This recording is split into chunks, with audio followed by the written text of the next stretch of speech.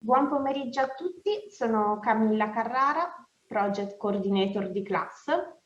Sono davvero lieta di darvi il benvenuto oggi alla prima sessione del Circular Symposium organizzato dal Museo del Tessuto di Prato e Class EcoHub. The Sustainable Perspective. Sono estremamente lieta di condividere un video introduttivo al Museo del Tessuto e dopo interverrà Filippo Guarini, direttore del Museo del Tessuto di Prato, che introdurrà l'iniziativa Circular Symposium.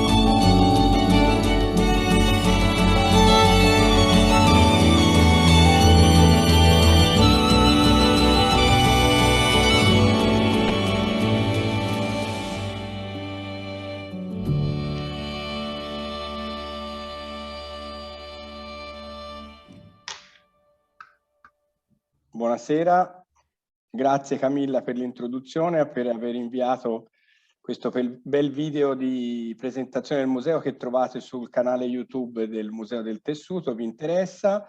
Se vi interessa, innanzitutto benvenuti a tutti a questo primo appuntamento del Textile Library Circular Symposium che come già Camilla accennava è un ciclo di incontri organizzato dal Museo del Tessuto e da Class EcoHub per raccontare la cultura tessile sostenibile e responsabile. È un programma composto da tre incontri nei quali sarà possibile ascoltare ed anche incontrare, quindi anche interagire con importanti e influenti esperti sul tema.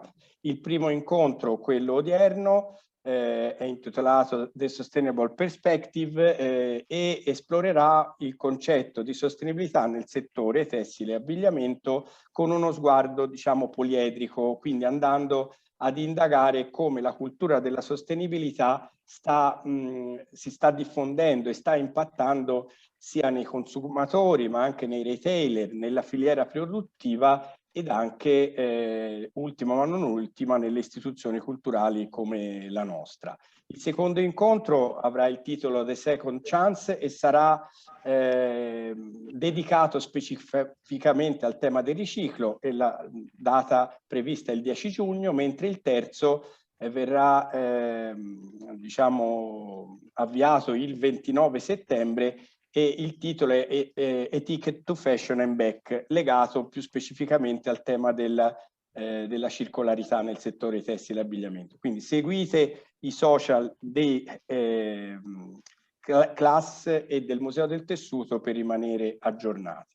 Ecco, perché io rubo solo qualche minuto e poi passerò subito la parola ai nostri relatori per spiegare perché abbiamo organizzato questa iniziativa con EcoHub. Perché il Museo del Tessuto è un museo, ha una bella collezione di tessuti antichi, racconta la storia tessile con particolare riferimento al distretto tessile europeo, ma ricordiamoci che diciamo, è collocato all'interno, al centro del più importante distretto tessile europeo, che è un distretto ancora molto attivo, il principale diciamo, infrastruttura economica di tutta la nostra area, ma tra le più importanti della regione, e quindi si occupa per definizione e per sua missione non solo della storia, ma anche della dimensione contemporanea, diciamo, del distretto.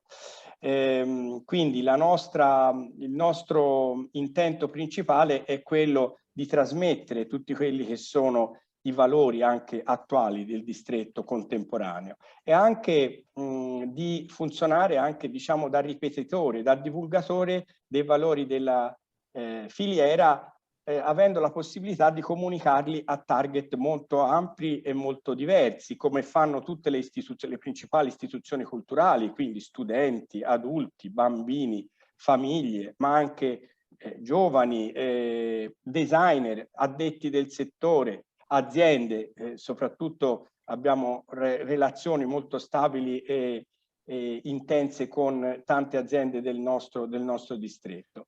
Nell'ambito di queste attività è nata da pochissimo la Textile Library, che dà il nome proprio a questo ciclo di 6 incontri, che è un archivio consultabile di materiali, quindi un archivio fisico, per la moda e per l'interior design, composto di tessili innovativi. La consideriamo un'infrastruttura strategica per i prossimi decenni di attività e di funzione del museo, e ovviamente è una struttura che ha finalità principalmente culturale, educativa e divulgativa. È organizzata per macro sezioni, quindi ci saranno i nuovi materiali, i finissaggi, le lavorazioni, usi speciali, eccetera. Ma la prima sezione con cui l'abbiamo inaugurata è quella dedicata alla sostenibilità, perché ci sembrava l'argomento, diciamo, più attuale. Quest'ultima è composta da oltre 200 campioni, è continuamente in progress, sono stati raccolti grazie alla collaborazione di oltre 40 aziende, molte delle quali del nostro distretto, ma anche altre internazionali. Alcune di queste, tra l'altro, ci stanno seguendo e le ringrazio per la collaborazione che ci offrono sempre.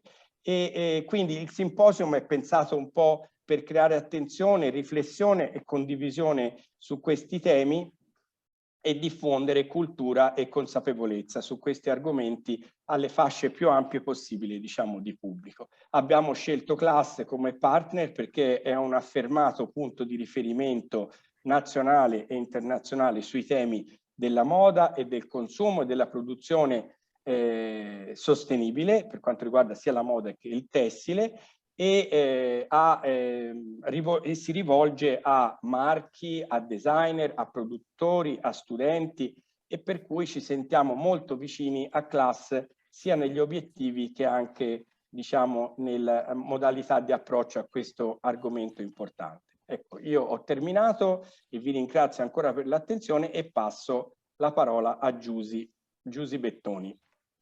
Grazie Filippo. Sono molto onorata di queste parole. Per me questa collaborazione è veramente un momento di sinergia fondamentale, perché per chi ci conosce e chi non ci conosce, io sono Giusy Bettoni, sono responsabile di Class EcoHub, che è questa piattaforma di materiali e di servizi che cercano di attivare dal 2007, per cui da tempi non sospetti, tutta la catena del valore, partendo da chi fa i materiali per arrivare a chi li trasforma, per cui tessitori, maglifici, filatori, brand, retailer e anche consumatori, passando per tutta la parte educativa delle scuole. Cerchiamo di attivarli attraverso l'integrazione della sostenibilità, per cui la cultura è fondamentale, cultura di industria, cultura di condivisione di valori, che è quella che state facendo al Museo del Tessuto di Prato, per cui felici di fare questa condivisione di valori insieme e di fare anche qualcosa di concreto. Comunque ecco, noi siamo qui oggi per la prima sessione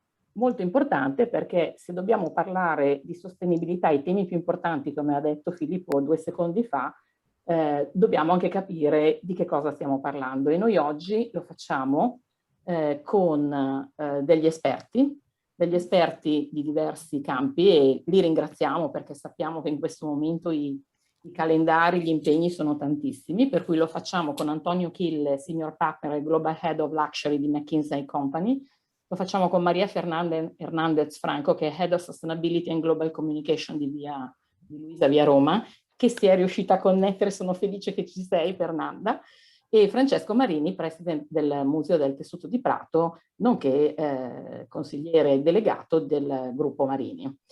Ma vediamo un secondo che cos'è la sostenibilità, e passiamo alla prossima slide. Che cos'è questa sostenibilità di cui tutti parlano? Ecco, io tra l'altro introduco anche una cosa importante. Voi vedrete queste diapositive in inglese. Ci siamo accordati di farle in inglese perché poi dovremo mettere tutte queste presentazioni anche sui nostri siti e vorremmo condividerle anche con un pubblico non solo italiano. Per cui noi vedrete queste cose scritte, ma parliamo in italiano. Ci sono 3 definizioni che ci piacciono molto. Per cui quella più classica, di cui avrete sicuramente già sentito parlare tutti, sostenibilità come obiettivo che deve essere raggiunto attraverso un viaggio costante e continuo. Lo sviluppo della sostenibilità deve incontrare i bisogni del presente senza compromettere quelli delle generazioni future. Sacre parole. La seconda è qualcosa che ci fa molto piacere, perché dal 2007 noi parliamo in questo senso. Non esiste innovazione se non c'è sostenibilità. L'innovazione è una cosa fondamentale nel settore della moda, in tutti i settori in cui si fa ricerca, e per cui non stiamo parlando solo del tessile, ma ormai la sostenibilità è diventata così importante che niente viene visto così innovativo se non riesce ad includerla. E l'ultima, che c'è molto cara semplicemente perché molto spesso la comunicazione è un po' così, diciamo, ballerina, non si può parlare di sostenibilità senza misurare l'impatto che ha sia dal punto di vista ambientale che etico. La sostenibilità di prodotti e processi esiste nel momento in cui noi possiamo tracciarli e misurarli, per cui la cosiddetta trasparenza. Sono tutte e 3 forme, sono tutte e 3 diciamo, definizioni, perché l'approccio alla sostenibilità è di tipo olistico, ci sono tanti valori. Proviamo a vedere quello che è per noi come class, e lo è dal 2007, cercando di trovare una formula che possa dar potere, dare energia al business per essere informati, competitivi e responsabili dal punto di vista sociale. E per noi questa diciamo, posizione la troviamo nel momento in cui riusciamo a riunire 4 dimensioni, a metterle insieme. Partiamo dal design, che è fondamentale perché lo stile deve essere all'altezza, parliamo della moda, ma noi sappiamo che il design è una parte fondamentale per tutti i prodotti nel mondo. Chiaramente c'è anche un design legato all'economia circolare, ma oggi non abbiamo il tempo di approfondire questo argomento, per cui design, innovazione, perché chiaramente dobbiamo essere al passo con quelli che sono i bisogni contemporanei del consumatore e del mercato, la sostenibilità a livello di azienda e di produzione e la comunicazione per comunicare i valori nella maniera corretta. Non si sente bene, ci stanno dicendo. Basta aumentare il tono, Ornella, oppure dobbiamo fare qualcos'altro? Ci sono alcuni problemi di stabilità delle connessioni, però penso, io sento molto bene, Giusy, quindi forse... Anch'io sento molto bene, dipenderà dalle connessioni di... Io provo ad alzare anche la voce, però mi stanno rispondendo in tanti che ci sentono bene, meno male che siete attivi. Per cui, partendo dalla dimensione della sostenibilità, no? Perché è di quello che stiamo parlando, noi come class pensiamo alla sostenibilità sempre in 2 aree precise. Prima di parlare di prodotto parliamo di azienda. Non vado a fondo su questo perché abbiamo un testimonial d'eccezione come Francesco Marini che ne parlerà, però è un'azienda che permette a un prodotto di essere sostenibile, non è mai il contrario. È l'azienda che ha una visione, una strategia, un approccio all'innovazione, alla produzione e all'etica dei lavoratori, che permette poi di aggiungere i valori che il consumatore contemporaneo sta cercando. E poi chiaramente tutto questo si riflette in un prodotto dove ci sono degli ingredienti, c'è un modo di produrre, tingere, finire, il manufacturing, il packaging, i trasporti, il fine vita. Sono tutte cose molto importanti, ed ecco perché noi parliamo del viaggio nella sostenibilità, perché sono tante cose che si raggiungono step by step. Ecco perché parliamo di una strategia, e una strategia che poi ha bisogno anche di conferme, che non siano solo io che dico io sono diventata eco-friendly, io sono diventata verde. Ed ecco perché nella parte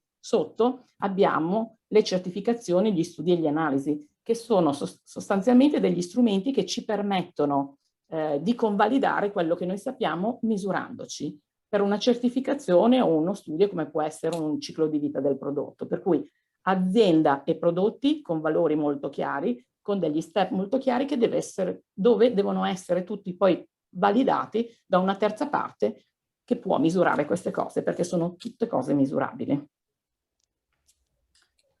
Parlando della dimensione del design, come dicevamo prima, il design è qualcosa di contemporaneo, ma ci sono anche strategie di design nell'economia circolare. Si può fare una strategia di design dove si riduce al minimo tutto il waste, una strategia di design che ti permetta di riciclare all'infinito, una strategia di design che utilizzi dei materiali a basso impatto, così come anche i processi, un design per una duravolezza a lungo termine, pensando all'applicazione del prodotto, per cui anche il design porta già in sé il nucleo di pensare e di liberare, diciamo, dei valori che possono essere definiti già all'inizio del processo. Noi siamo abituati a capire se è una cosa sostenibile alla fine. Noi abbiamo tantissime aziende che si approcciano dicendo mi dici se sono sostenibile.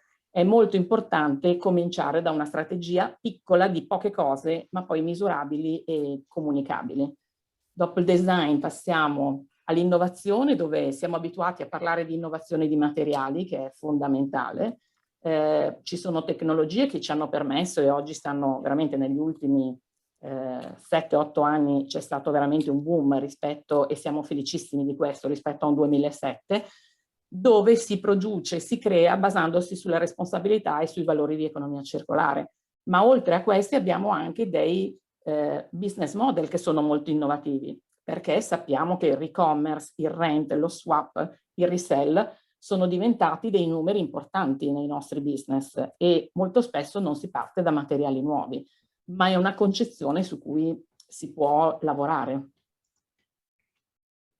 E poi la comunicazione, che sembra essere poco importante, ma lo è, perché abbiamo delle aziende, brand piuttosto che produttori, che fanno delle cose bellissime, creano delle cose con dei presupposti veramente di grande trasparenza e di grande valore, che poi nella comunicazione si perdono, perché molto spesso c'è una comunicazione molto generica, cioè io sono sostenibile, io uso il cotone organico, io uso qualcosa di verde, tutto green, e c'è una sorta di storiella che noi raccontiamo sempre, dove diciamo che quando lo story making e lo storytelling si allineano, noi produciamo valore. Quando lo story making è senza storytelling, il valore lo perdiamo. Quando abbiamo lo storytelling e non c'è lo story making, noi lo chiamiamo greenwashing, perché non ha nessun tipo di base. E dopo questa carrellata veloce per parlare di che cos'è per noi la sostenibilità, da tutti i punti di vista, anche se velocemente, dobbiamo guardare però, al di là di quello che noi pensiamo, a che cosa succede nel mercato, che cosa pensano i consumatori. Qui abbiamo velocemente due dati rispetto a un consumatore che durante la pandemia ci dice che è un value driven, cioè è guidato dai valori, dove la salute, la giustizia, la durevolezza e la trasparenza sono fondamentali. Guardate questi numeri di incremento della sostenibilità a livello di ricerche online, a livello internazionale nel 2020, per cui ovviamente con tutti i lockdown c'è un 37% di incremento rispetto al 2019. E, per chiudere questa carrellata, inviterei adesso invece il nostro esperto, per cui Antonio Achille, Senior Partner, Global Head of Luxury di McKinsey & Company, punto di riferimento a livello internazionale per la consulenza strategica e ricerche, e Antonio è anche responsabile per conto di McKinsey del Digital Experience Observatory, che è sviluppato in collaborazione con Alta Gamma. E Antonio è ampiamente citato a livello internazionale come esperto di lusso e consumatori. Ci parlerà del ruolo della responsabilità nei valori di nuova generazione per aziende, brand, retailers per arrivare al consumatore. Antonio, che ruolo ha la sostenibilità nelle agende dei business della moda? Ci puoi fare una panoramica? So che hai una bellissima presentazione molto dettagliata, però ecco, ti lascerei parlare di quello su cui avete lavorato e che può essere molto interessante per chi ci ascolta. Benvenuto prima di tutto. Grazie mille Giusy e buon pomeriggio a tutti. Grazie anche per l'introduzione ed è un piacere essere qui con voi. No, rispondo magari rapidamente prima alla tua domanda, poi ci aiutiamo con qualche tavola per alimentare la discussione. Guarda, io ho visto la sostenibilità, che è qualcosa che credo io profondamente, evolvere rapidamente negli ultimi 6-7 anni da qualcosa che le società dovevano in qualche modo avere, anche da un punto di vista formale, di bilancio, a qualcosa che sta diventando molto profondo all'agenda del CEO, e non è soltanto un dovere, ma capiscono che può diventare anche un vantaggio competitivo se ben implementato, e per un settore come quello del design, del fashion, del lusso, che è un settore che è sempre stato molto all'avanguardia nell'anticipare le sensazioni del consumatore, la sostenibilità sta diventando quasi un hygienizer, cioè qualcosa che se i brand non hanno rischiano di porsi da soli in un angolo. Sostenibilità, come tu giustamente hai fatto vedere, che si articola su vari sottotemi, dalla diversity and inclusion, ovviamente alla sostenibilità ambientale, all'upcycling, alla circolarità dell'economia. Quindi sono temi che per il consumatore, soprattutto diciamo millennial, generation X, diventano così forti da mettere all'angolo i marchi e le aziende che non siano in grado di interpretarli in maniera vera e profonda, non solo di marketing. Quindi la risposta sta diventando un vantaggio competitivo e una necessità. Se siete d'accordo, magari faccio vedere qualche tavola rapidamente. Allora, quello che volevo magari provare a fare oggi con voi è capire se la sostenibilità ha anche un valore economico, perché ovviamente trattandosi comunque tutto questo di un tema che deve essere spinto dalle corporation, sappiamo che le corporation alla fine si mettono veramente in marcia e mobilitano le loro organizzazioni se questo ha in qualche modo un ritorno economico. Quindi quello che vi faccio vedere è stato un lavoro che abbiamo fatto in cooperazione anche con Camera della Moda, che è proprio teso a capire se questo valore ha anche qualcosa di monetarizzabile, se può essere scaricato anche da un punto di vista di vendite e di conto economico. Che sia un tema rilevante, qui ci rivolgiamo soprattutto a valori che riguardano magari il fashion, lo è indubbio, perché diciamo questa tavola indubbiamente farebbe diciamo arrossire molto il settore, perché soltanto l'1% dei materiali usati viene riciclato. Un altro dato che trovo abbastanza scioccante: il 30% dell'abbigliamento comprato in UK, dove sicuramente il fenomeno del fast fashion è molto forte, non esce mai dagli armadi, cioè viene comprato, lasciato in armadio e poi direttamente dismesso. L'industria del fashion occuperà il 26% del carbon budget, passando dal 2% nel 2015. Insomma, lo lascio leggere a voi il resto, ma quindi indubbiamente stiamo parlando di un'industria che è fortemente, diciamo, motore di esternalità, a quantomeno quelle ambientali. Quindi questo è evidente, però il tema che ci siamo posti è dire: ma dover risolvere questi aspetti, oltre che lasciare una legacy più positiva verso il pianeta, ci fa in qualche modo essere un brand anche più forte commercialmente? E come vedete la risposta direi molto netta è sì. Primo tema che magari condivido con voi è cosa il consumatore intende per sostenibilità. Qui vedete in diciamo azzurro chiaro quelli che noi abbiamo chiamato soft element, quindi se volete più elementi legati al PR o marketing di una società, quindi il marketing, la reputation, eventualmente iniziative di filantropia. Invece in blu scuro, quelli che viene chiamato hardcore elements, cioè quindi quando l'azienda mette in discussione il proprio modello operativo, quindi la scelta di certi tessuti, il processo, la tracciabilità, le labor condition, quindi elementi veri. Scusate, faccio solo un sound check. Giusy, si sente la voce? Sì, sì.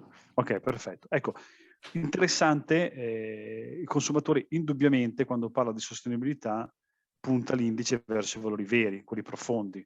Quindi fare un'attività di maquillage che provi soltanto, diciamo, a dare una spolverata di sostenibilità al proprio modello operativo è inefficiente o molto spesso controproduttivo. Questo è importante perché ci porta a un'altra considerazione, che è un tema molto serio per un'azienda, perché dare, diciamo, un flavor di sostenibilità con quello che viene chiamato leve soft, quindi il marketing, la filantropia, può incidere magari l'1-2% del PNL.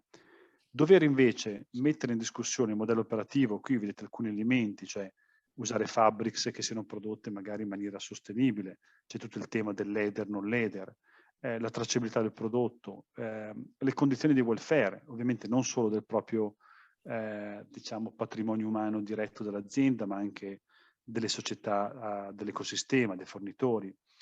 E questo può arrivare a costare molto, cioè un 8-10%, 12% del PNL. Quindi è chiaramente un investimento molto importante e quello che abbiamo cercato di capire è in che modo questo possa generare dei ritorni non soltanto nei costi. Primo elemento, questo riguarda i grandi buyer americani, i grandi department store, però diciamo per semplicità abbiamo preso gli Stati Uniti che comunque rimangono dei mercati principali, ma avremmo potuto far vedere questo su altre geografie. Indubbiamente...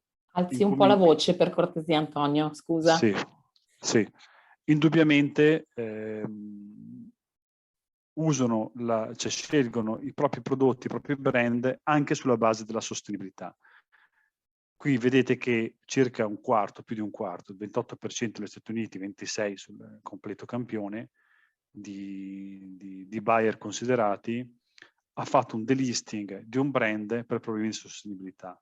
Quindi se, diciamo ovviamente su mercati importanti come quelli degli Stati Uniti, non hai l'appoggio del department store, per un brand che non è integrato verticalmente già è molto più complesso avere accesso al mercato. Quindi primo dato importante, i tuoi partner commerciali, che ancora in alcune geografie sono chiave, se non sei un brand sostenibile, nel modo in cui l'abbiamo definito prima, ti possono lasciare a terra. Quindi, prima risposta, se ha un valore commerciale, lato, diciamo, partner commerciali e distributivi, assolutamente sì. Stesso, diciamo, risposta se guardiamo l'altro lato della medaglia, cioè i consumatori. Questa è fatta sui consumatori, nelle stesse geografie. Il 70% dei consumatori sono disposti a riconoscere un price premium se questo deriva da una sostenibilità vera. Un 48% un price premium limitato, dell'ordine del 5% rispetto a un prodotto non sostenibile. Un 22% un price premium significativamente importante, un 10% che insomma in termini di elasticità al prezzo è molto. Ecco, indubbiamente ci sono dei brand che hanno capito che questo è uno spazio di opportunità, penso a brand che hanno proprio centrato il loro posizionamento su questo, non so, penso a Patagonia nel mondo dell'outwear, penso a Stella McCartney nel mondo del lusso, che hanno fatto del posizionamento sostenibile l'elemento fondante del DNA della propria azienda. Anche per gli altri brand penso che questi dati offrono una riflessione seria per dire oltre a qualcosa di dovuto e qualcosa che può essere anche molto commercialmente positivo per l'azienda. L'ultimo elemento, provandoci a parlare di un museo che sicuramente rappresenta il meglio del design e dell'eccellenza manufatturiera italiana, non è da stupirsi, ma ovviamente l'Italia ha un posizionamento naturale per accreditarsi come una fonte di manufacturing sostenibile. È chiaro che dato il patrimonio culturale, dato che comunque siamo un paese che da un punto di vista di labor e di altre normative, pensiamo anche all'Europa sul GDPR, che anche quella è una forma di sostenibilità allargata, è molto più sensibile di altri mercati come gli Stati Uniti, il Made in Italy, che è sempre stato associato a temi di superiorità estetica, può sicuramente essere associato con successo anche al concetto di superiorità da un punto di vista sostenibile. Quindi il Made in Italy potrebbe essere un'equazione non soltanto più bello e più desiderabile, ma anche più sostenibile. Quindi, riassumendo, direi un grande valore visto sia negli occhi dei distributori che dei consumatori, e l'Italia ben posizionata per prendere un ruolo di leadership su questo tipo di spazio. Niente, queste erano un pochettino le riflessioni. In concludere, direi, se noi prendiamo un'osservazione di lungo periodo sul settore, ancora una volta del fashion, ma anche del design in senso allargato, ci sono state indubbiamente varie fasi. All'inizio, negli anni 80, era molto basato sulla craftsmanship, quindi proprio sulla superiorità intrinseca dei prodotti. Negli anni 90 si è aggiunta la dimensione immateriale dello storytelling, del branding. Negli anni 2000 l'integrazione del retail, quindi è molto importante controllare anche l'esperienza del consumatore attraverso i propri negozi. Il decennio che si è concluso è quello stato sicuramente del digitale.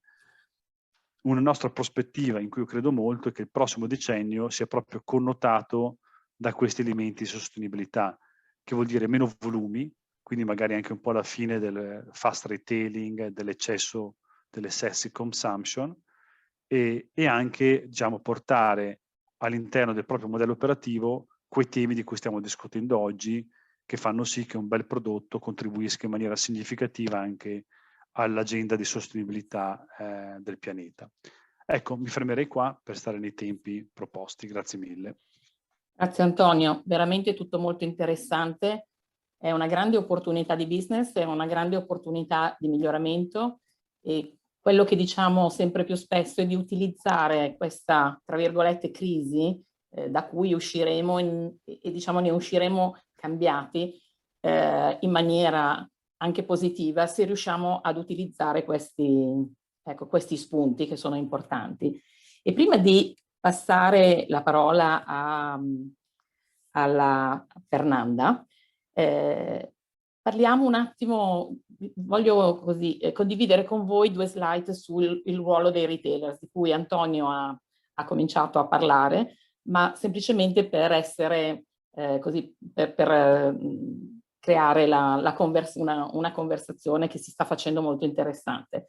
Come diceva Antonio, i retailer si stanno muovendo. Già nel 2019 parlavano di valore della sostenibilità per riuscire ad avere uno spazio al loro interno, perché il consumatore sceglie sempre ovviamente per delle cose belle, per le cose di stile, qualità, value and money, ma sicuramente l'impatto della sostenibilità diventa molto importante.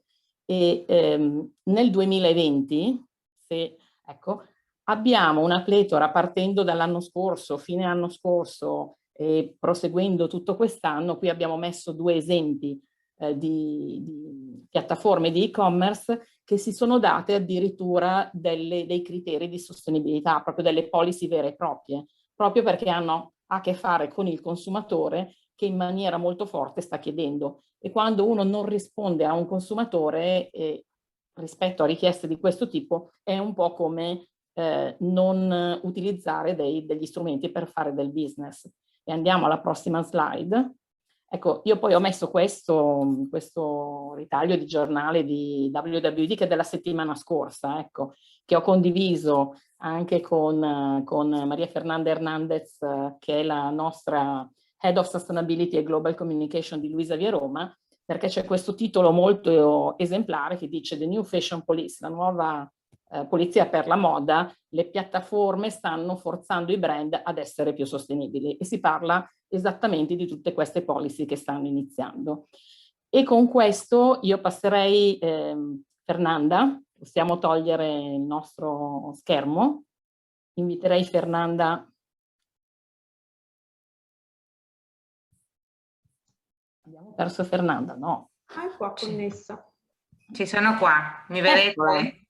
Sì, ciao Fernanda, felicissima di vederti, ce l'abbiamo fatta. Ce l'abbiamo fatta, sì. Fernanda, oltre a questo grande ruolo con Luisa Via Roma, è una delle primissime leader della sostenibilità. È un'amica, è una collega in questo settore da tantissimo tempo ed ecco perché mi fa molto piacere essere qui con lei a parlare di questi valori concreti, valori di cambiamento che comunque hanno degli effetti importanti sul modo di fare business, sul modo di vivere, di scegliere, di comunicare. Per cui ci puoi portare attraverso la tua realtà, magari spiegando qual è la tua opera e poi la Luisa via Roma Sustainability che tu hai creato sostanzialmente. Perché... Assolutamente, assolutamente. Anzitutto grazie mille Giussi per l'invito, mi fa molto piacere essere con voi e anche avere, siamo ogni volta di più una community più grande, veramente interessata e creando un positive business. Parlando del retailer, parlando di e-commerce, è una realtà molto interessante perché come sapete è diventata proprio la vetrina di tanti brand per arrivare ai consumatori, no? Quindi il fatto che un retailer anche possa essere a fare dei cambiamenti per offrire al cliente possibilità o brand che hanno sforzi sustainable verso l'ambiente e verso la società è molto molto importante. Io sono da Luisa via Roma, il mio background come sai Giussi è molto collegato con human rights, social responsibility, poi management and sustainable management e digital marketing e PR. E in tutto questo percorso anche da Luisa, prima lavoravo a Nazioni Unite, si è fatto questo mix in cui vedo prima che fosse il tema di sustainability un trend, come tanti ora lo usano, già si veniva vedendo come la parte di corporate responsibility è importantissima per tutte le aziende e le realtà. Quindi qui stiamo parlando di un retailer e si parla dell'engagement che deve avere l'azienda e anche la parte del consumatore. Questo sempre lo dico perché con la parte dell'e-commerce si fa, è un tema un po' polemico nell'aspetto che il shipping, ad esempio, no? Ci fa una richiesta estrema del shipping perché il cliente ogni volta vuole cose più personalizzate, più veloce. Questo cosa coinvolge un supply molto più veloce, molto più esigente e qui è dove magari anche sia il consumatore deve prendere delle diverse scelte verso la sustainability e anche la parte dell'azienda deve offrire tutta questa informazione al cliente. Quindi in tutto questo tempo, io occupandomi di comunicazione nella parte di Luisa via Roma, ho visto come è venuta la richiesta anche del cliente verso prodotti collegati con sustainability, con i valori per la parte dell'ambiente, ma anche con la parte sociale. Quindi non c'era un destino dove trovare tutti questi prodotti sostenibili, ma con un aspetto fashion. Magari era un po' la visibilità del sustainable, era visto come un tema molto plain o articoli che erano senza qualcosa di particolare. Quindi il creare una piattaforma dove si possano trovare dei prodotti veramente importanti di design, di moda, anche di beauty, e stiamo parlando di tutte queste categorie che sono dentro della parte di Luisa via Roma Sustainable, mi sembrava una parte molto importante. L'ha suggerita nell'azienda approssimatamente 3 anni fa, è andata avanti più o meno 2 anni fa, quando cominciava anche tutto il tema dell'esigenza anche di tutte le aziende di entrare nella parte di sustainability e del cliente ancora di più una richiesta di avere questo tipo di prodotti. In questa piattaforma si trovano, come ho detto, tutte le categorie, uomo, donna, casa, bambino e home design, collegate con brand che hanno un aspetto verso la sostenibilità. Ho diviso questo in 8 icone che sono la parte environmental e altre parte sociale perché ultimamente sempre si parla di brand collegati con il recycled e l'upcycled, ma poco si parla anche della parte etica che coinvolge il brand con i suoi lavoratori, o verso anche, nessuno parla, anche tutti parlano del labor, no? Ma non si parla anche della comunicazione. La comunicazione è molto importante. Ora stiamo vedendo che il cliente chiede molto il tema di inclusion. Non vuoi trovare un prodotto che non corrisponde a te come consumatore, che magari la comunicazione parla di una donna di un certo tipo che magari non è come il consumatore, il cliente, e anche già vuole cose più reali, più vere, come lo saprà bene anche il mio collega Antonio Achille, saprà con tutte queste statistiche che le Generation C e Millennials è una richiesta assoluta per il tema di mercato. Quindi è un tema assolutamente positivo a livello di business, perché questo anche crea una crescita nel tema delle vendite, ma anche un tema di engagement del consumatore verso l'azienda o verso il prodotto che stanno comprando. Quindi, sì, dimmi Giussi, perché se no... No, assolutamente, io sono qui, ti ascolto perché per me è musica, chiaramente. Quindi questo, si è visto il percorso, abbiamo visto dopo il tema del periodo Covid, è una cosa che è stata tremenda, l'abbiamo vissuto tutti, ma che ha confermato ancora di più la richiesta verso il tema della sustainability. Per me è stato musica anche per i miei orecchi, al di là della situazione difficile, ma anche per far comprovare anche internamente verso l'azienda e anche esternamente quanto veramente il mercato lo sta richiedendo. La performance può essere un positive business molto anche interessante per tante aziende, quindi entrare in questo tipo di business e di policies può aiutare anche tanto. Lo vediamo qua. Io vorrei condividere al volo una piccola slide, la presentazione, vediamo se riesco a...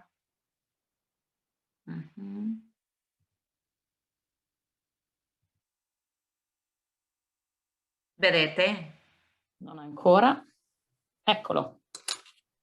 Perfetto. Va bene, qua ho fatto una piccolissima slide, non è così ampia come quella di Antonio, ma volevo essere molto breve anche e farvi vedere con il tema di LVR Sustainable, che è lanciata alla fine del 2019 e è iniziato così, e vediamo proprio qua il tema delle crescite. Vediamo qua come sono cresciuti anche il tema dei visitors, e il bounce rate è un bounce rate molto buono. Ovviamente anche abbiamo la parte ho voluto inserire la parte del journal, contenuti che parlano di tutte queste tematiche sostenibili, e vediamo come anche il cliente veramente le interessa istruirsi di più, avere questa informazione che magari quando vuole comprare prodotti non la trova facilmente, perché non tutti i clienti sono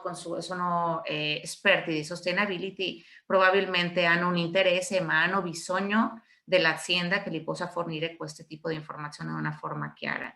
Quindi qua vediamo anche il sales come incrementato di una forma pazzesca in così un tempo molto breve, e come sta crescendo in tutti questi mercati, no? Vediamo anche... Grazie mille. Sai Giussi quanto veramente è stato un tema, perché sì, a volte è difficile, come parlava Antonio del tema, no, di Patagonia e altri brand, quando magari l'azienda cresce con un obiettivo sia di tutto di produzione è molto più facile, ma quando devi inserire il tema di sustainability in azienda è un tema più complesso, no? Vabbè, qua vediamo, stoppo questo, ok?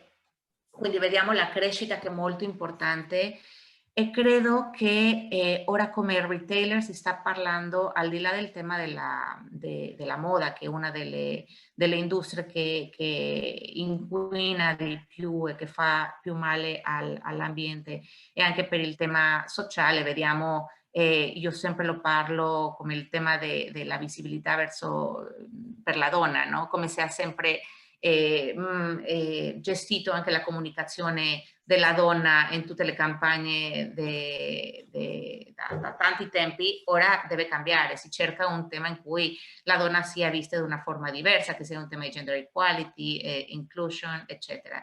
Quindi credo che sia responsabilità ora di tutti i retailer di poter fornire questo tipo di opzione al cliente. Se voi vedete il tema di Luisa via Roma di Elbow Are Sustainable, ho voluto fare delle icone molto molto semplici, perché quando arriva un cliente può trovare facilmente quello che è organic, quello che senza essere esperto nel tema, no? Quindi credo che questo tutte le aziende e retailer devono fornire questa possibilità al cliente, e per creare una bilancia verso la sustainability e la sostenibilità credo deve essere una unione fra policies del governo, incentivi per aiutare tutte queste aziende che possano iniziare questo percorso di produzione, eccetera, la parte del consumatore, come le scelte che noi facciamo, magari queste esigenze come quella che vi dicevo prima, di fare queste richieste di shipping immediato e che fa un inquinamento ancora di più, e anche la parte delle aziende di offrire questo tipo di possibilità e engagement con l'ambiente e con la società. Grazie mille Fernanda, sempre un piacere condividere visioni, ma visioni molto concrete, perché poi voi avete visto in questo viaggio che abbiamo cercato di fare, abbiamo cercato di dare peso ai valori, alle dimensioni, quello che vuole il mercato, quello che vuole il consumatore, anche con esempi concreti come ci ha appena condiviso Fernanda. E adesso passiamo all'ultima parte del nostro percorso, anche questo con grande piacere, perché abbiamo parlato tanto di cultura dal punto di vista dell'arte, e l'arte nel territorio di Prato si traduce anche in cultura d'azienda e del museo, chiaramente. Parliamo di Francesco Marini, che dal 2015 è presidente della Fondazione Museo del Tessuto, che gestisce l'omonimo museo, ma che è anche un imprenditore, consigliere delegato e responsabile commerciale delle collezioni presso il gruppo Tessile Marini Industrie. In più vedo che dal 2019 ricopre anche la carica di vicepresidente con delega all'internazionalizzazione presso Confindustria Toscana Nord. Abbiamo veramente un contenitore incredibile, per cui per chiudere questa conversazione, questo viaggio che abbiamo fatto insieme, invito Francesco a rendersi visibile prima di tutto, e gli chiedo che cos'è per questa veste la sostenibilità per un'istituzione, per il territorio, dove il territorio è anche parte integrante delle aziende. Abbiamo parlato tanto di aziende, dell'impatto che è fortissimo nella produzione, e quali sono state anche le sfide. Francesco, ci sei? Sì, ci sono, Giusy. Ah, ecco, non mi mancava. Se mi vedete e mi sentite bene, inizio. Assolutamente, per cui ti facciamo concludere un discorso che riapriremo chiaramente, perché noi oggi abbiamo scaldato i motori, abbiamo condiviso con tutti la nostra visione della sostenibilità, non solo nostra personale, ma con esperti del mercato, perché era importante anche dare la concretezza di quello che diciamo, no? Non è che ci siamo alzati una mattina e abbiamo detto la sostenibilità è un trend, no? Come diceva Fernanda. Per cui Francesco Marini, raccontaci la cultura. Allora, ci provo. Dopo questi tantissimi interventi diventa difficile aggiungere qualcosa in più, però cerco di rappresentare la mia posizione, perché innanzitutto ti ringrazio per il lavoro che è stato fatto, perché il ruolo che ha Class è quello proprio di divulgare la cultura della sostenibilità. Secondo me è proprio questo l'argomento centrale, cioè partire di fare una cultura della sostenibilità, partendo da un processo che effettivamente è lento, perché si insinua all'interno delle società, dei processi industriali in maniera molto passo dopo passo, e si fa attraverso la conoscenza, attraverso l'informazione. Gli elementi che diceva prima anche attraverso quello che sta facendo Luisa Via Roma è quello di dare consapevolezza d'acquisto anche ai consumatori. È una funzione fondamentale, perché poi io vedo l'aspetto dietro, vedo l'aspetto delle filiere, vedo come imprenditore ho una naturale predisposizione a dover analizzare quello, i processi industriali, dove la sostenibilità pian pianino deve entrare e non deve entrare come elemento di marketing, e questo è fondamentale. Dicevamo prima che forse è un vantaggio competitivo, lo è probabilmente nella prima fase in cui uno cerca di mettere la sostenibilità all'interno della propria azienda, ma lo è forse molto di più quando diventa all'interno dei processi una filosofia aziendale, dove ogni scelta viene fatta valutando l'aspetto sostenibile. Questo perché ormai diventerà assolutamente obbligatorio, perché non sarà più l'idea di posizionarsi in un mercato, ma sarà quello di restare in un mercato. Quindi anche da un punto di vista industriale questo sarà assolutamente veramente il tema del prossimo decennio. Cerco di tornare un po' al museo. Il museo a Prato, il Museo del Tessuto è dentro una fabbrica, questo per far capire quanto è importante il rapporto col territorio. Io lo dico sempre, ma a Prato i musei si fanno nelle fabbriche, sembra uno spot, ma perché la società e la cultura, l'impresa sono completamente fuse in un territorio come il nostro, e questo ci fa capire quanto know-how, quanto heritage come patrimonio culturale si fonde tra gli aspetti che nascono dalla creatività verso la produzione del tessile a Prato, ma anche gli aspetti sociali del vivere e della cultura, appunto. Il ruolo del museo quindi assume un ruolo ancora più importante verso il cittadino stesso, ma anche verso le aziende che sono dentro il territorio. Quindi diciamo l'argomento deve parlare per mezz'ora, cerco di stare nei miei 10 minuti, condivido anche una piccolissima presentazione, ma giusto per seguire un po' il discorso. Questo sono io, mi sono già presentato, anzi mi hai già presentato e giro, assolutamente. Cosa può fare il museo per poter cercare di essere più presente verso il territorio? La Textile Library è già un esempio chiaro di cosa si può fare per essere al passo coi tempi. Un museo diventa statico quando non produce niente per l'aspetto contemporaneo. Noi non abbiamo la Gioconda dentro, dico sempre, quindi dobbiamo essere ancora più interessanti con i temi che produciamo. E la sostenibilità è diventata fondamentale, perché negli ultimi anni abbiamo partecipato a 3 progetti europei che ci hanno permesso di finanziare anche delle attività molto interessanti sul territorio, proprio su dei processi che riguardavano l'economia circolare. E qui apro una parentesi: l'economia circolare, sempre con uno sguardo un po' più imprenditoriale, sarà l'economia del nuovo no decennio, probabilmente qualcosa di più. L'economia circolare sarà un'economia intera, ci sarà un mondo dietro di nuovi modelli di business, ci saranno nuove occupazioni, nuovi prodotti, nuove possibilità, e quindi l'industria stessa si trasformerà dietro a questo, e il museo in questo cerca di dare degli spunti, perché il museo, oltre all'heritage, come dicevamo prima, il mantenere e preservare il patrimonio culturale sul territorio, deve anche stimolare le aziende attraverso anche qualche provocazione un po' forte. Quindi l'idea di fare la Textile Library è nata per questo, perché volevamo fare uno stato dell'arte della situazione delle nuove tecnologie sulla sostenibilità presenti da un punto di vista di materiali, di nuovi prodotti, di nuove possibilità di produzione, perché all'interno ci sono i nuovi modelli di business che diventano interessanti quando si va a analizzare la nostra produzione come azienda. Oggi stiamo già pensando a come ritirare gli scarti dei nostri clienti, stiamo cominciando a pensare a come gestire il leftover, a come riuscire a far coincidere il design con il design circolare, appunto, e quindi pensare già al fine vita dei nostri prodotti. Prato ha fatto tanto su questo, ma l'ha fatto tutta l'Italia, ci sono altri distretti che stanno lavorando molto, non voglio fare quello troppo provinciale su questo, perché non è vero, io credo molto al sistema paese. Il Made in Italy su questo è un grande valore aggiunto. Prato lo ha fatto perché ha capito che forse era un'opportunità per salire di livello. Il lusso si è affacciato a questo, il territorio lo sta seguendo su questo e lo fa attraverso degli investimenti che diventano investimenti infrastrutturali, ma anche degli investimenti all'interno dell'azienda di know-how attraverso l'inserimento di nuove competenze, e qui la grande possibilità di occupazionale nuova, quindi anche con un valore sociale molto molto importante, ma anche per essere più propositivo e per essere un partner con i propri clienti.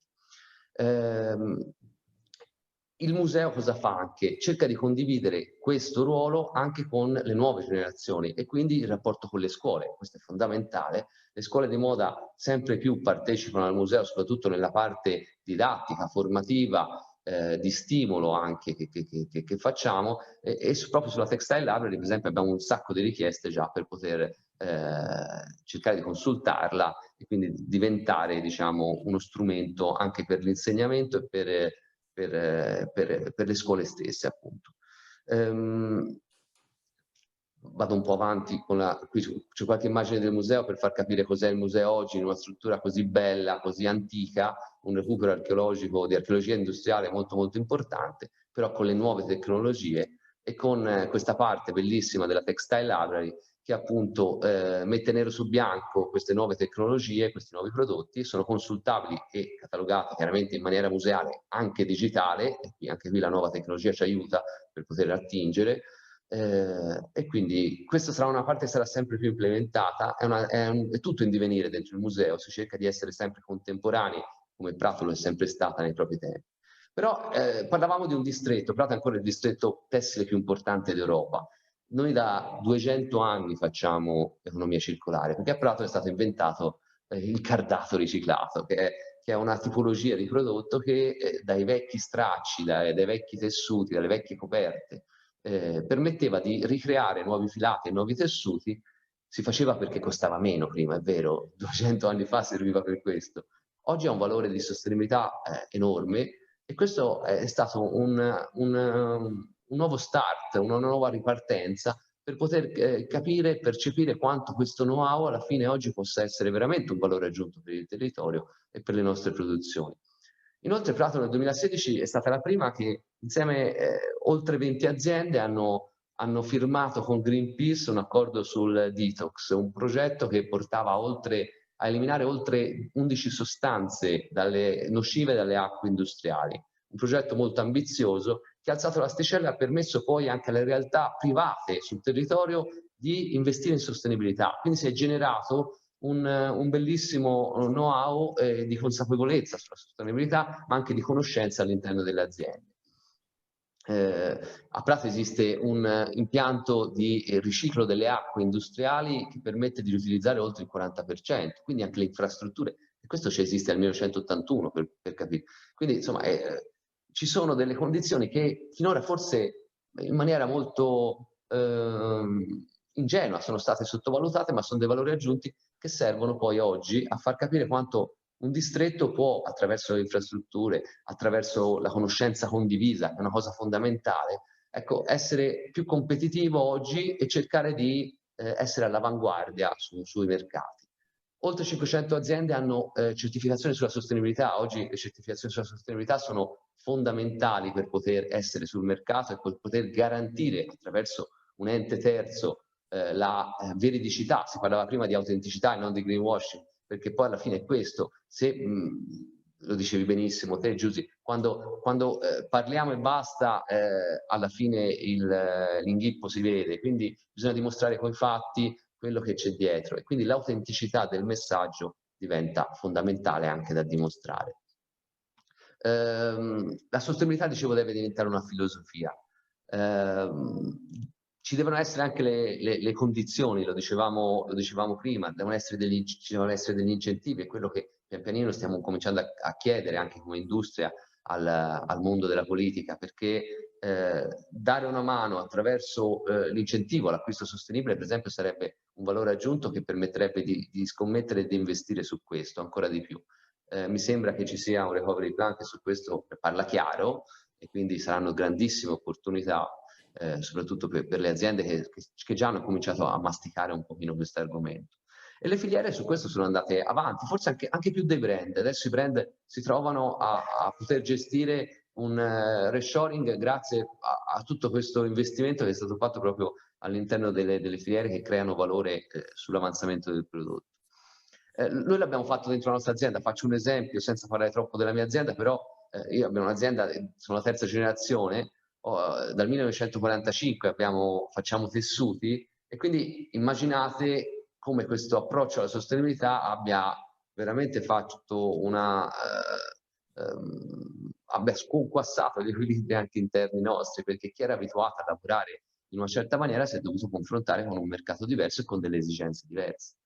Oggi, dopo aver fatto un percorso che ormai dura quasi 10 anni, non abbiamo solo investito nei prodotti, perché ovviamente è normale che si parta anche da quello, i prodotti, i materiali sostenibili, dai materiali organici ai materiali riciclati, a tutti i materiali biologici che possono essere usati per fare la collezione, ma abbiamo pensato che il contenitore doveva essere uguale al contenuto, quindi abbiamo investito in una nuova sede che si basa su 3 elementi: l'acqua, la luce e i materiali naturali, e abbiamo cercato di essere visibili anche da un punto di vista di immagine, perché quando un luogo di lavoro diventa un luogo attraente e piacevole, le persone che ci lavorano, ma anche i clienti, capiscono che forse è un qualcosa di più di un semplice cambio di prodotto.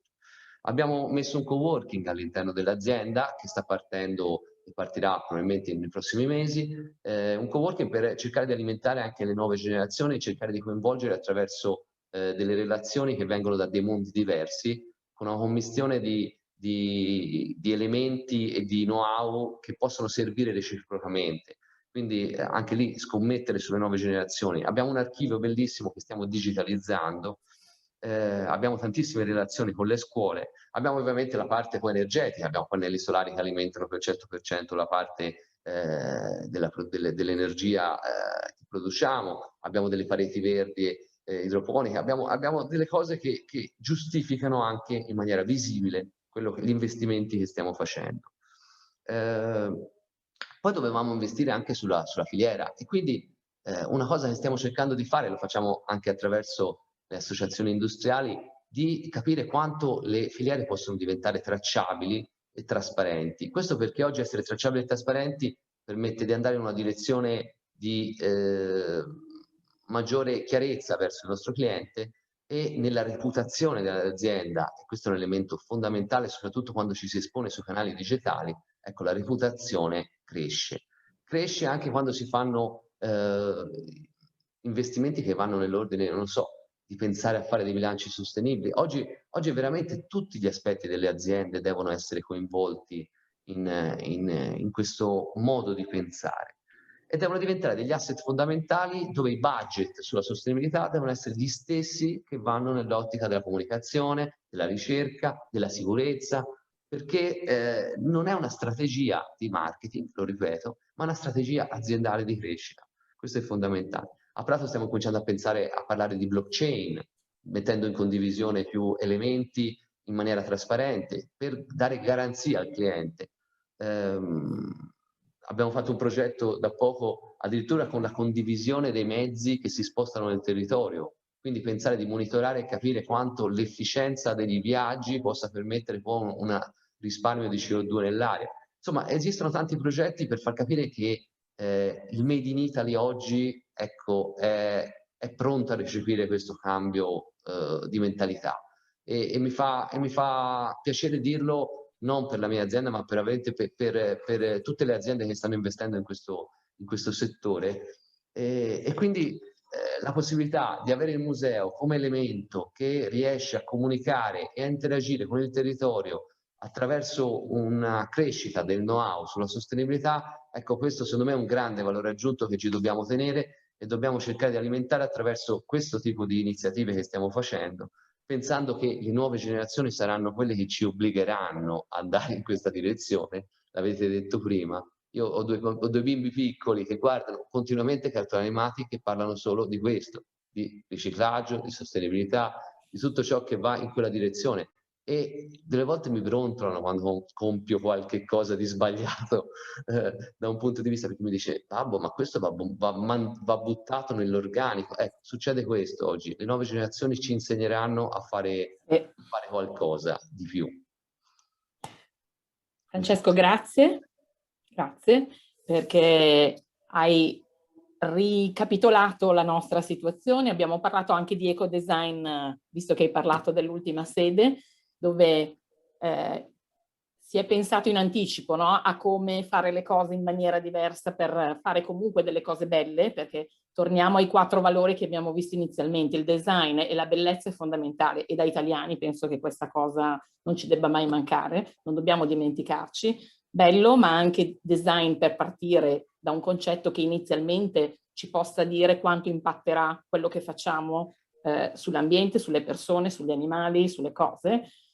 Un'innovazione che sia responsabile, perché di innovazione abbiamo bisogno, non ci si ferma, ma in maniera responsabile. Abbiamo bisogno di sostenibilità a 360 gradi, dove non si deve fare tutto, ma la strategia che viene decisa dall'azienda deve essere poi portata avanti in maniera precisa e stimolata anche e verificata da enti terzi a step by step, perché comunque il tutto sostenibile subito non esiste, e poi la comunicazione che deve essere adeguata a questi valori di nuova generazione, perché a questo punto abbiamo 4 dimensioni che ci conducono in una competenza, perché bisogna avere competenza per fare queste cose, che ci dà competitività, perché di quello di cui abbiamo bisogno, utilizzando una parte di strumenti che avevamo già dentro, perché la creatività fa parte di noi, l'innovazione fa parte di noi, in parte la comunicazione, a cui dobbiamo però adesso integrare questi valori di nuova generazione, ma integrare significa integrare nella maniera corretta, perché l'integrazione non deve significare o che diventa solo sostenibile o che diventa solo di moda, eccetera. Abbiamo proprio l'armonia dove c'è l'essere umano al centro, che deve essere inclusivo e deve rispettare a 360 gradi. Io con questo chiuderei il nostro viaggio. Mi spiace, siamo andati fuori tempo, ma non c'era veramente modo di limitare certi interventi. Se ci sono delle domande, ho visto in chat che c'era un consiglio di non andare in Cina. Patricia Borometti, Camilla? Ellison, ecco, sì, che diceva appunto di fermare l'outsourcing in Cina e di curarsi della tintura e della confezione, diciamo, sul proprio territorio, in modo di tagliare l'utilizzo di anidride carbonica.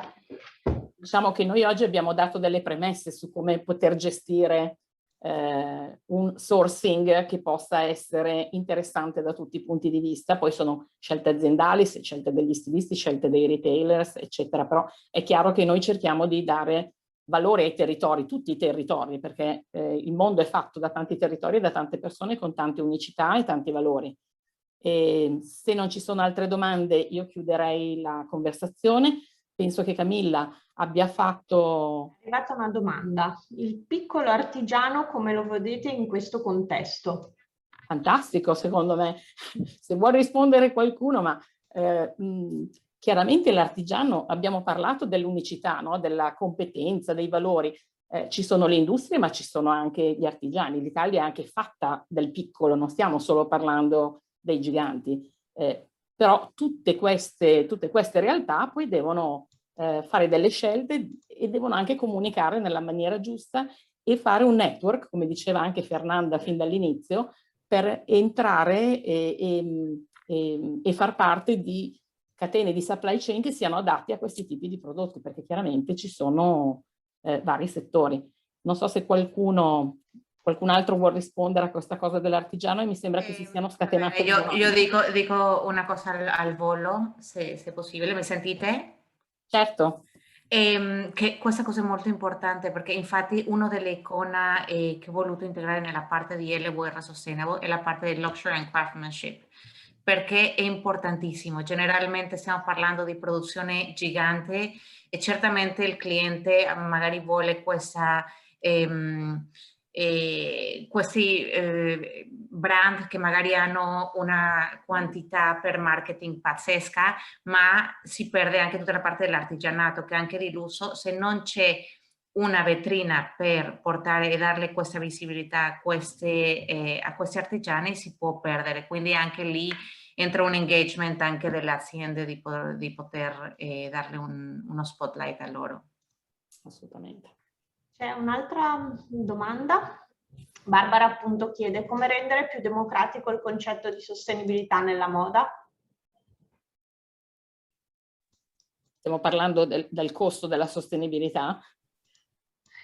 Magari Barbara ci vuole spiegare meglio la domanda.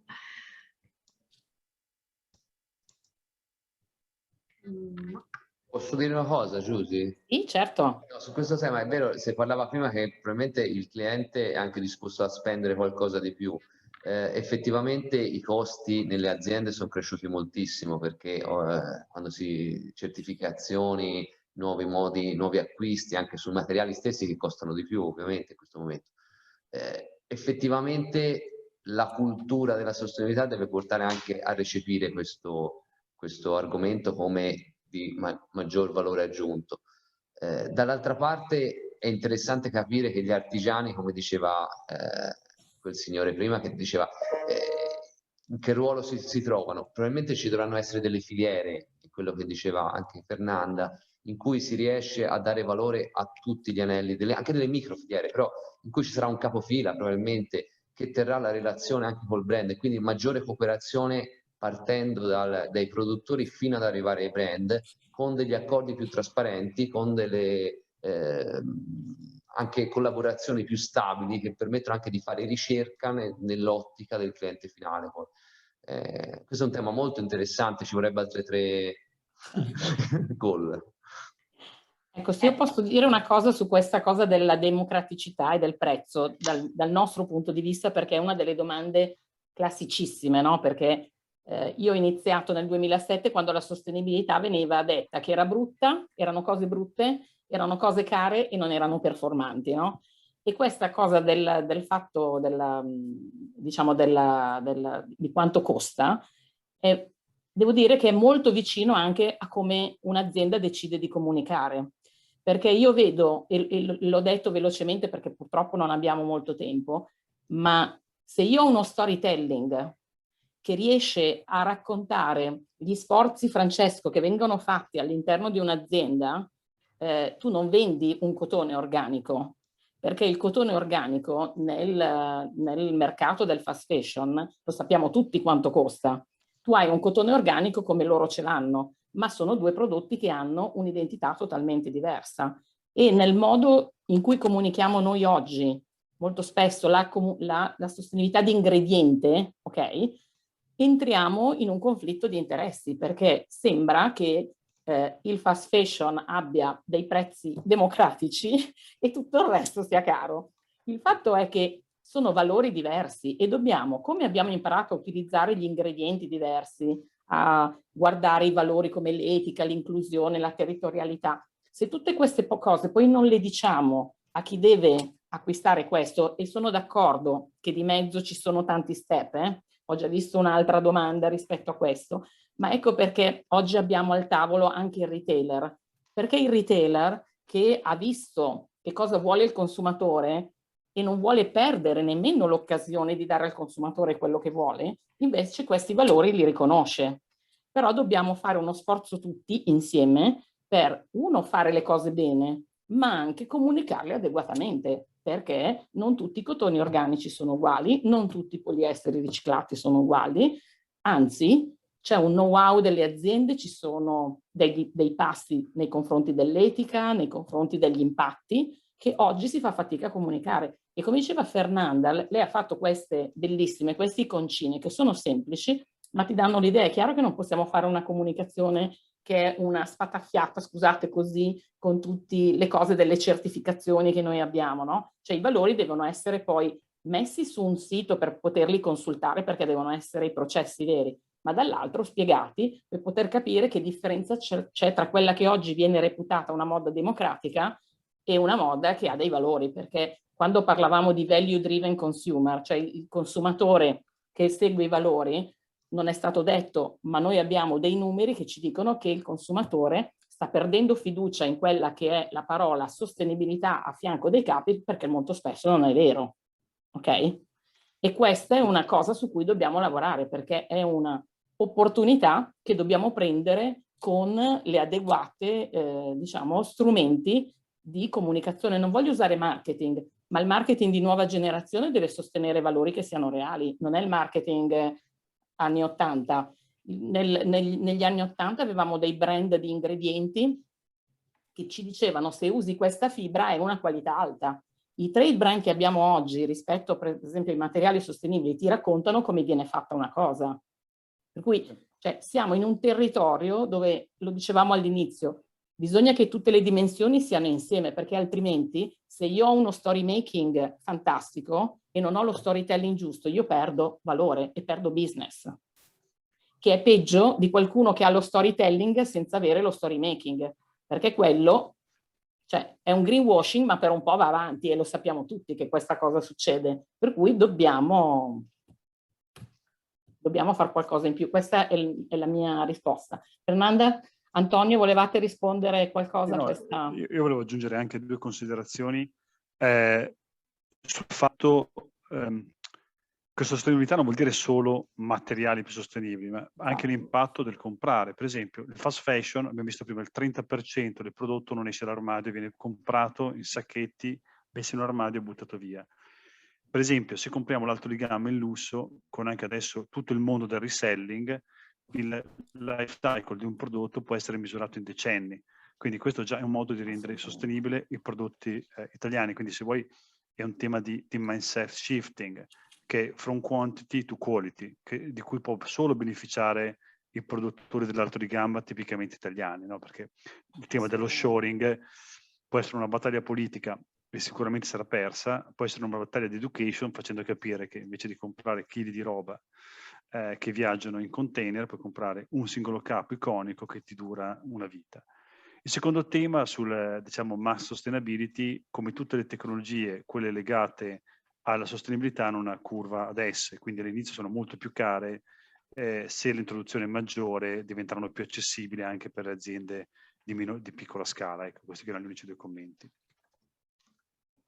Assolutamente. Vediamo il reselling, voglio dire il vintage che è diventato a consumi molto spesso più alti dalle collezioni correnti, per cui...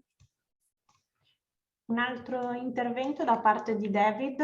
Trasparenza è la parola chiave oggi. Prato ha una lunga storia di riciclo in cui il prezzo era tutto ciò che contava. Pensato che la storia vada contro al distretto, considerando il nuovo mondo del riciclo e della rigenerazione? Penso sia per Marini e Francesco. Sì, no, è vero, è nato così, però si è trasformato. Oggi facciamo prodotti di grande qualità.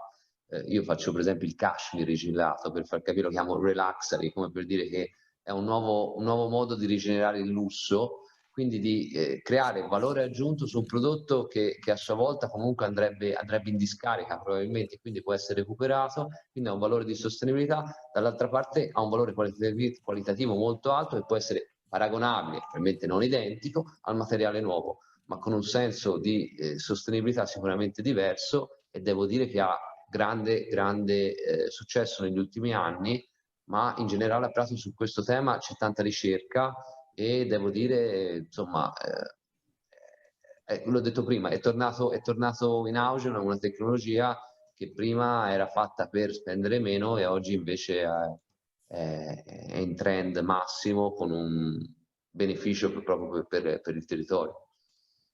Quello che volevo sapere, Francesco, è che reputazione oggi di Prato confronti di 20 anni fa?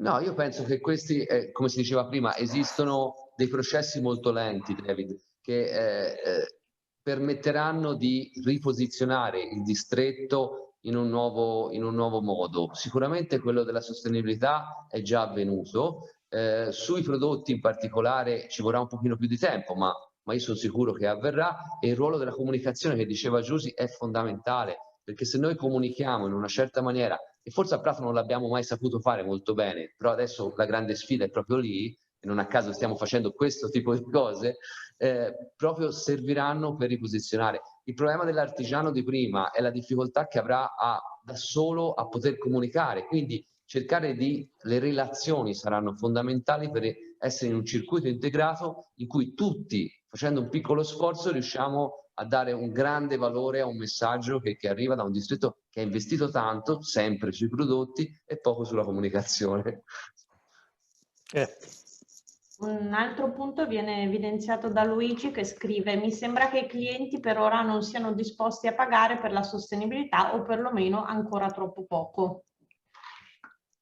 Sì, i clienti sono i brand di cui abbiamo parlato fino a 2 minuti fa. Sappiamo che abbiamo uno step intermedio, e non a caso abbiamo fatto vedere quel ritaglio di giornale di Woody della scorsa settimana, dove si diceva che saranno i retailer a dare diciamo, la forzatura ai brand di includere la sostenibilità, visto che i retailer si sono fatti delle policy. Fernanda ci raccontava queste cose, per cui Fernanda, se vuoi dire qualcosa anche tu su questo punto.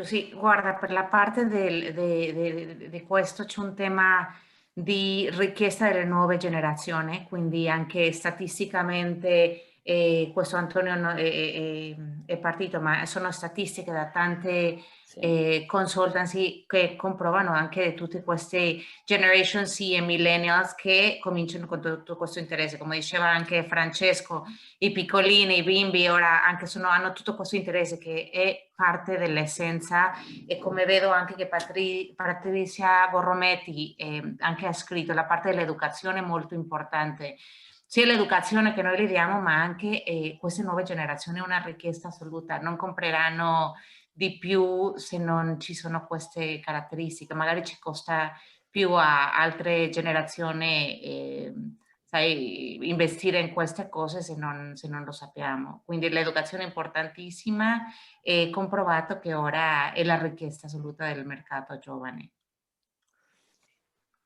Un'ultima domanda, a livello di durata...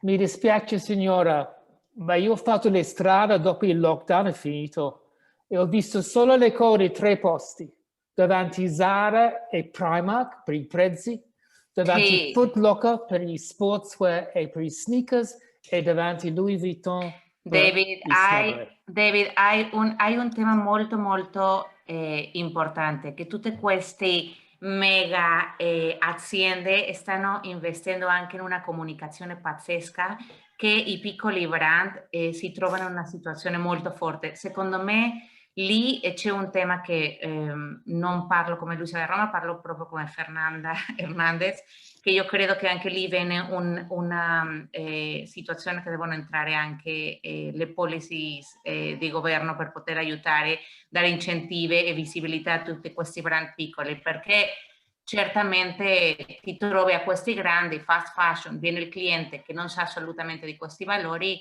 sono prezzi molto più bassi senza avere tutte queste certificazioni come quelle che parlava Francesco, non ci sono questi valori aggiunti dei tassi, il cliente arriva, costa poco e poi hanno una campagna di comunicazione fortissime.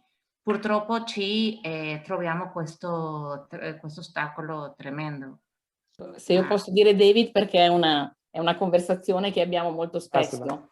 Cioè, è chiarissimo che non tutti sono uguali e la comunicazione, ripeto, è ancora molto bassa rispetto a questi temi. Bassa nel senso che tu apri qualsiasi giornale e parla di sostenibilità, ma dentro non c'è niente, David, cioè assolutamente niente. Per cui nel momento in cui la comunicazione sarà di valore, non dico che tutti cambieranno idea, ma ci sarà più possibilità di scegliere con informazioni corrette.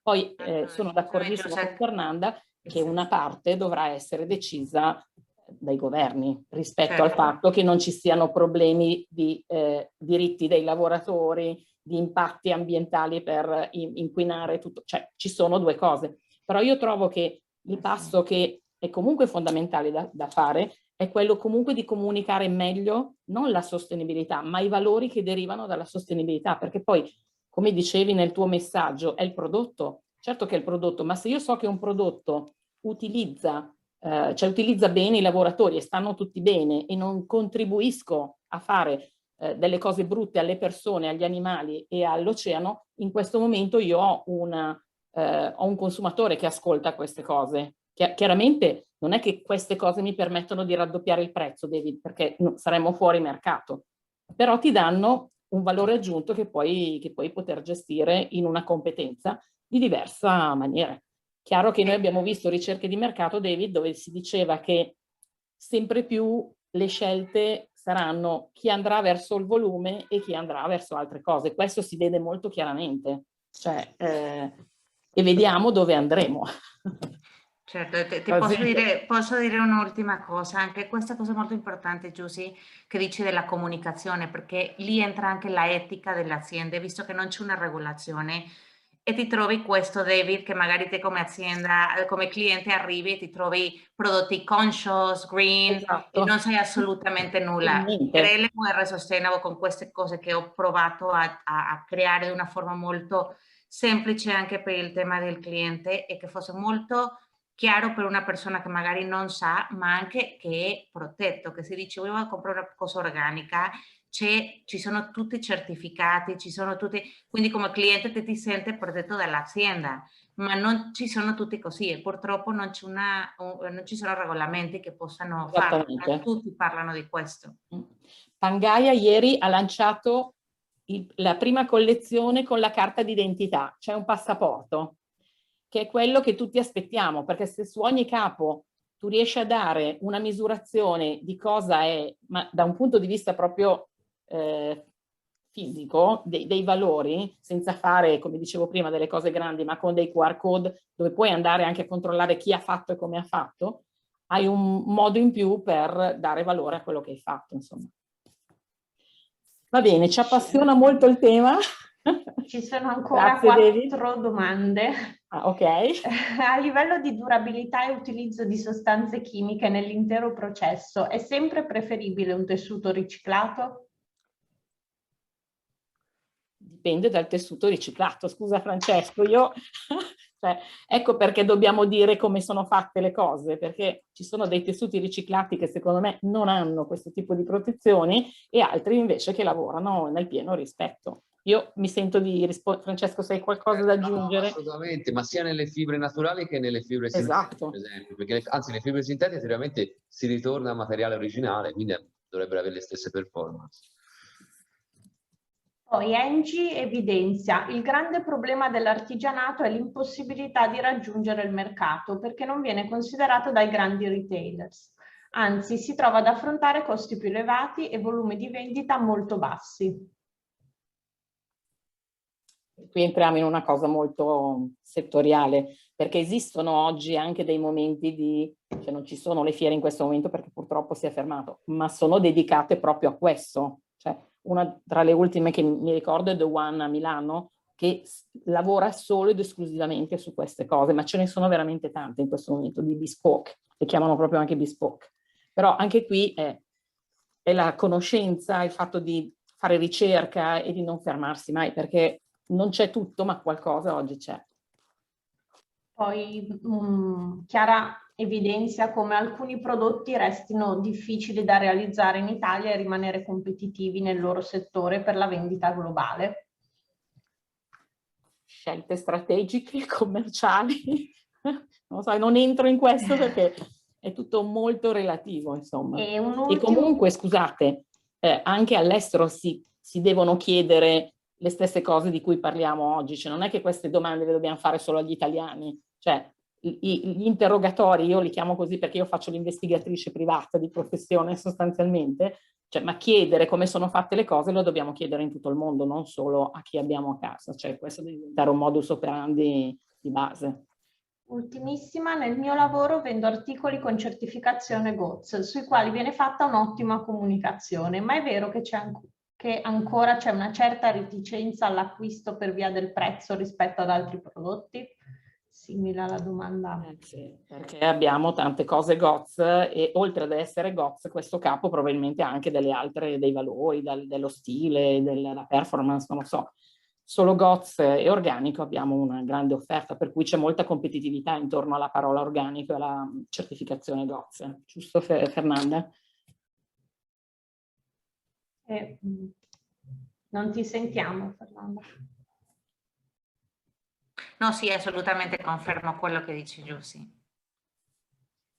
Bene, direi che abbiamo concluso. Grazie.